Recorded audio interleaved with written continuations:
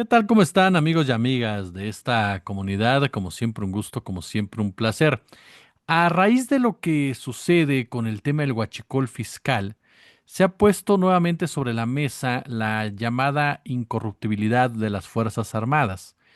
Una idea, un concepto que se viene arrastrando desde hace muchos años, pero que contrasta hasta cierto punto, no hasta cierto punto, que contrasta con la realidad de este país. Vamos a profundizar precisamente sobre este tema con mi querido Raúl Romero, a quien como siempre le agradezco muchísimo de verdad que nos acompañe. Raúl, ¿cómo estás? Jesús, muy buenas tardes. Un saludo a ti y a todo el auditorio. Gracias por estar con nosotros, amigo. Oye, pues de entrada el primer saque es ese. A ver, incorruptibilidad de las Fuerzas Armadas. Esto, pues, ¿qué tan real es? ¿Qué tanto se vuelve una especie de leyenda urbana, de narrativa, incluso en un momento dado para proteger, ¿no? A un sistema o a una forma de operar, de actuar que dista mucho precisamente de la perfección? Mira, es un tema interesantísimo, complejo también por las varias aristas que tiene, histórico.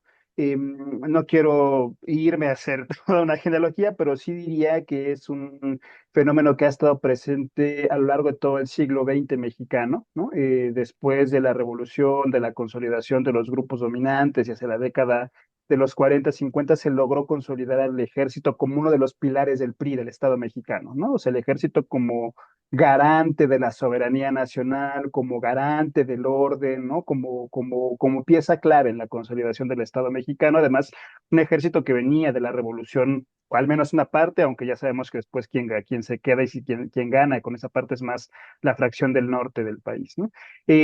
Bajo esa idea se construyó precisamente la idea de un ejército que cuida los intereses nacionales, un ejército incorruptible, un ejército que está para defender a la nación, la seguridad nacional. Incluso ustedes recordarán, pues el ejército al mismo tiempo que cometía terribles masacres como la del 68 o la del 71 o el terrorismo de Estado, ¿no? Al mismo tiempo era presentado como un ejército que actuaba con el DN3, ¿no? El programa para atender ¿no? y salvar a las comunidades en sus momentos de emergencia, ¿no? Entonces, la verdad es que también el ejército ha sido un instrumento de movilidad social, ¿no? Muchas de las personas empobrecidas de pueblos campesinos o indígenas han entrado al ejército pues, para tener una suerte de movilidad que les permite tener educación, muchas veces salud, ¿no? Acceso, incluso ahora lo vemos también, acceso a áreas deportivas, ¿no? Muchos de los grandes competidores, de las competidoras que triunfan en distintas disputas deportivas, pues vienen del ejército. Entonces se ha constituido el ejército como un pilar, como una forma que acompaña al Estado mexicano durante todo el siglo XX y hacia el finales del siglo XX, principios del siglo XXI, vino un serio cuestionamiento hacia el papel del ejército, ¿no? Hacia el papel de las Fuerzas Armadas en sus distintos niveles.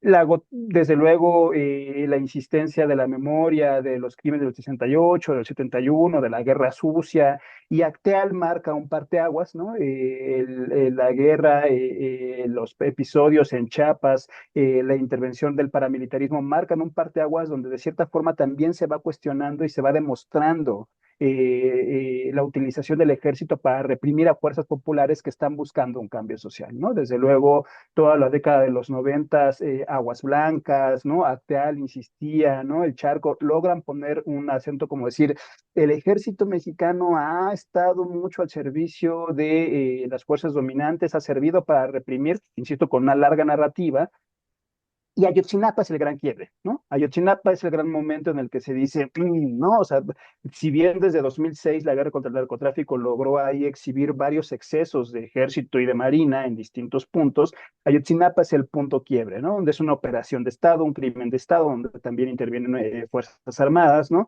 Y hay un punto de crisis de legitimidad, diríamos, que hacia el 2018, durante su campaña, el expresidente López Obrador, logra un poco recuperar esa idea del siglo pasado del ejército como fuerza incorruptible, del ejército como garante de la seguridad, del ejército como una institución necesaria para cogobernar.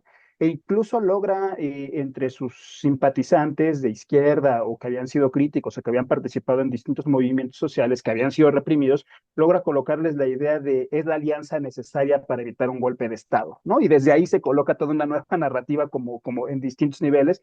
Y el caso es que se relegitima al ejército sin pasar por un proceso de justicia y sin pasar por un proceso de transparencia, sin pasar por un proceso de, pues digamos, de rendición de cuentas frente a lo que habían cometido en el pasado, ¿no? Estos discursos que colocaba el presidente de decir es que ellos hacen lo que el presidente les ordena, no hacen nada sin que el presidente esté enterado, ¿no? Logró colocar efectivamente, no es el ejército, no son las instituciones de las Fuerzas Armadas las que están cometiendo delitos, sino son ellas obedeciendo a la mafia del poder que ha gobernado en el pasado y por lo tanto ellos solamente obedecían órdenes, ¿no? Entonces, esta idea de que además colocó muy bien el adversario con la mafia en el poder y no en las Fuerzas Armadas y en el ejército, los hizo pasar como una institución digamos, incorruptible, como una institución que podía hacer las tareas que las fuerzas civiles no estaban haciendo por esa posibilidad de corromperse, ¿no?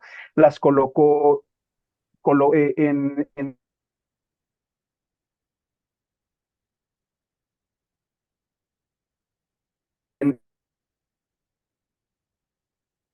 Oaxaca y Veracruz, los colocó, incluso en algún momento ustedes recordarán, distribuyendo las vacunas contra el COVID-19, ¿no? Cuidando también los pozos petroleros y la gasolina, un poco la idea también de decir, son ellos quienes van a compartir el huachicol, y además las convirtió también en una especie de, les dio la legalidad, les dio la certeza legal que no tuvieron ni con Calderón ni con Peña Nieto para operar en tareas de seguridad pública al tiempo que creó una fuerza distinta, pues que es la Guardia Nacional, que es una especie de policía militarizada, ¿no? Entonces, digamos, no solo relegitimó, sino dio los instrumentos legales para que el ejército siguiera no solo en tareas de seguridad pública, sino además que ampliara toda su acervo de tareas.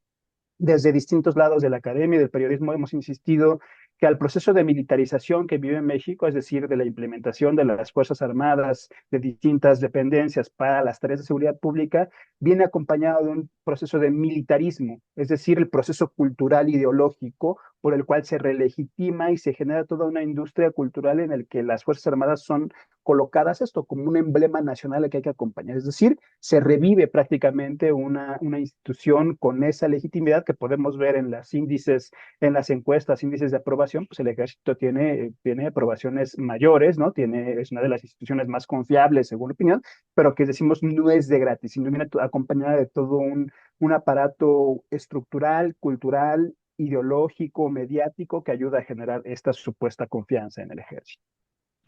Oye, y eso en sí, ¿en qué se ha transformado? O sea, como bien dices, hay una confianza como tal, creada por todos este tipo de estructuras, y ha ayudado a literalmente a lavarle la cara al ejército.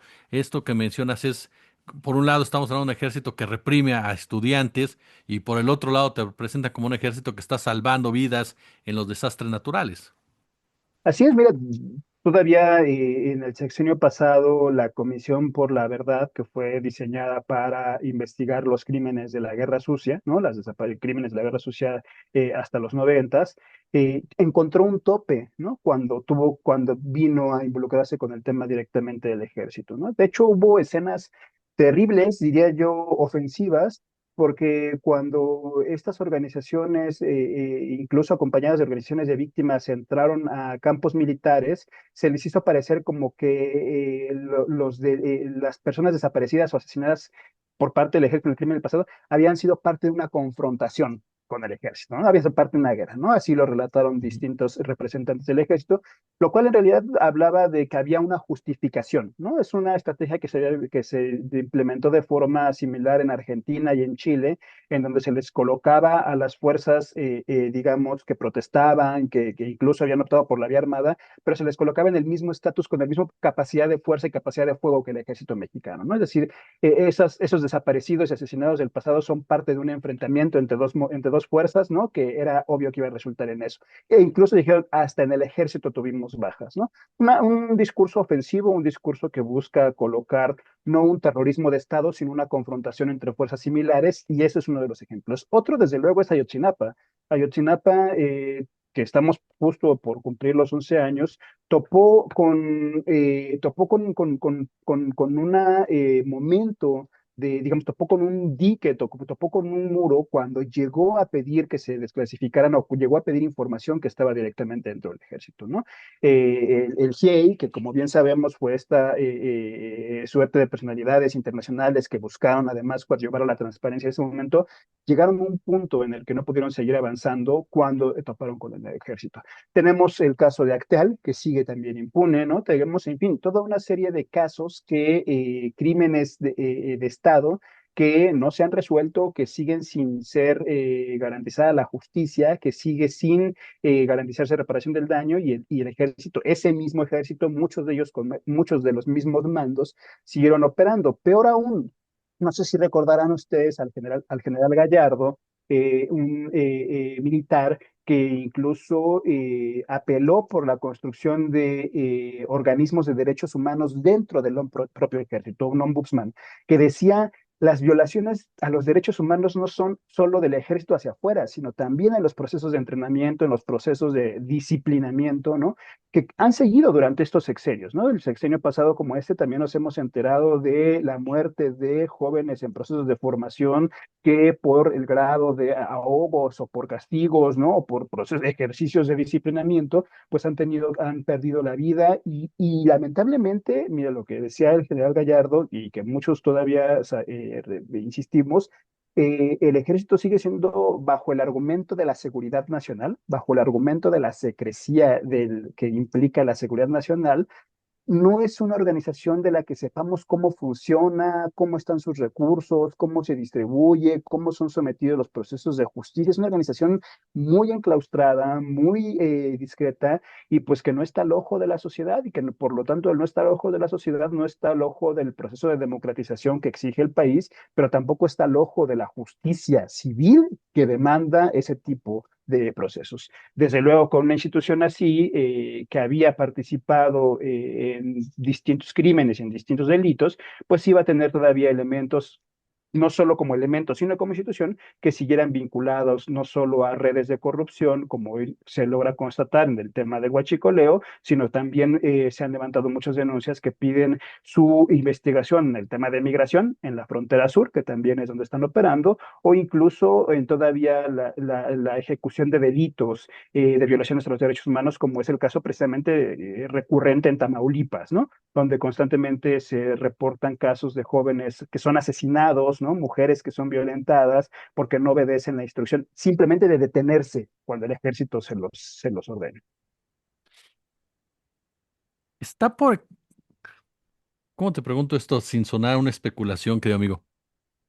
El ejército tiene en la actualidad, y esto incluso no sé si elevarlo a nivel internacional, pero ¿se sigue sometiendo el ejército realmente al poder civil como lo han contado todos durante todos estos años?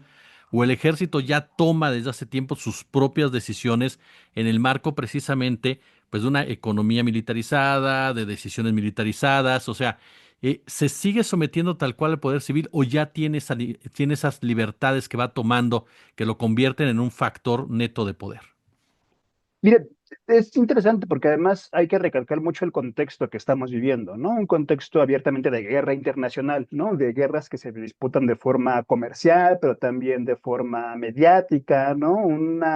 Una guerra internacional en el que México está jugando un papel clave, pues por su propia frontera con Estados Unidos, frente a lo que sucede en Medio Oriente, frente a lo que sucede en otras regiones del mundo, ¿no?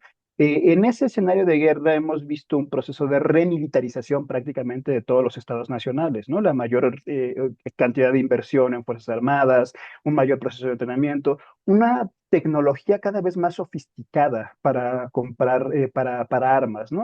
En el caso de Chiapas, que es uno de los cosas que yo conozco más, recientemente vimos la adquisición de perros robots, drones, ¿no? Búnkers directamente donde pueden trasladar, ¿no? Es decir, las guerras tampoco son como las imaginamos en el pasado de grandes ejércitos contra otros ejércitos, sino guerras localizadas con grupos como los grupos como los que vimos en México, ¿no? De corporaciones criminales, brazos armados de los grupos de las corporaciones criminales que también se enfrentan directamente ahí, ¿no? Y en otros casos vemos grupos de piratas, grupos pues que están disputando directamente la minería, ¿no? En el caso de África, los que disputan también directamente los barcos, ¿no? En fin, son guerras muy distintas a como las hemos conocido directamente, ¿no?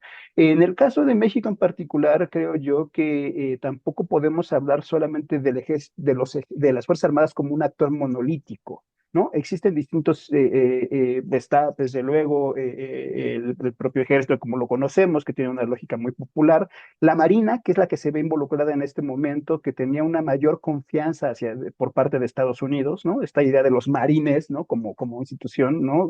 Yéndose a entrenar, ¿no? Está la Fuerza Aérea, desde luego, ¿no? Y desde luego está la Guardia Nacional como policía militarizada, ¿no? Entonces no es un ente monolítico, ¿no? Son distintos grupos. Dentro de esos distintos grupos también están distintos intereses ideológicos. Habría que seguir, por ejemplo, todos los mandos militares que se entrenaron en Estados Unidos, por ejemplo, ¿no? Entrenarse en Estados Unidos o recibir formación en Estados Unidos no solamente es capacitarse, sino también es recibir todo un proceso de formación ideológica de cuál es el mando al que estás obedeciendo, ¿no? O sea, la Escuela de las Américas fue precisamente eso, un proceso de una formación de los ejércitos nacionales que alineaban con una estrategia que era de guerra fría a prácticamente los militares de toda América Latina, ¿no? Pero también están los que se entrenan en Israel. Hoy sabemos, por ejemplo, justo no solo de militares que se entrenan en Israel con toda esta lógica genocida, colonialista, sino además también los militares de Israel que vienen a México a formar a las fuerzas mexicanas, ¿no? Que están ahí, que incluso todavía le siguen comprando armas, como sucedió ahora con el gobernador de Oaxaca, que recientemente compró armas al Estado de Israel en pleno genocidio, ¿no? Entonces, están los que se forman en Francia, ¿no? Es decir, también hay distintas tendencias que van obedeciendo a distintas fuerzas ideológicas, geopolíticas, que están en disputa. En el caso, pero eso no obvia que existe un mando civil y que constitucionalmente nuestro mando civil, ¿no? Es justo la presidenta de la República en este caso, en el que, como dijo el presidente el sexenio pasado, tendría que estar enterada de todo lo que hacen sus Fuerzas Armadas, tendría que estar enterada de las operaciones que están haciendo sus Fuerzas Armadas.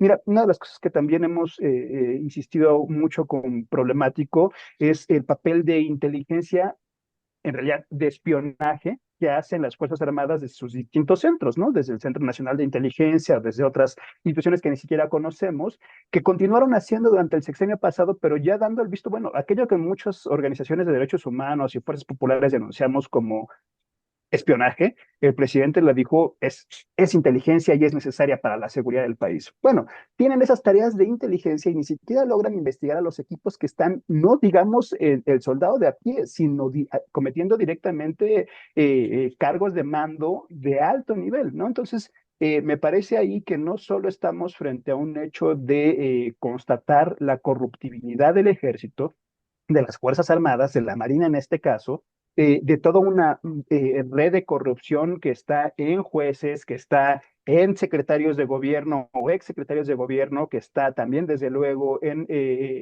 elementos que están directamente en gobiernos estatales y gobiernos federales, sino también me parece que estamos en el hecho de constatar que el problema de crímenes organizados es un problema mucho mayor que requiere todavía pasos más adelantados y que uno de ellos es transparentar al ejército, transparentar a las Fuerzas Armadas y no seguirlas cubriendo con ese manto de impunidad que les ha garantizado seguir operando hasta donde están el día de hoy.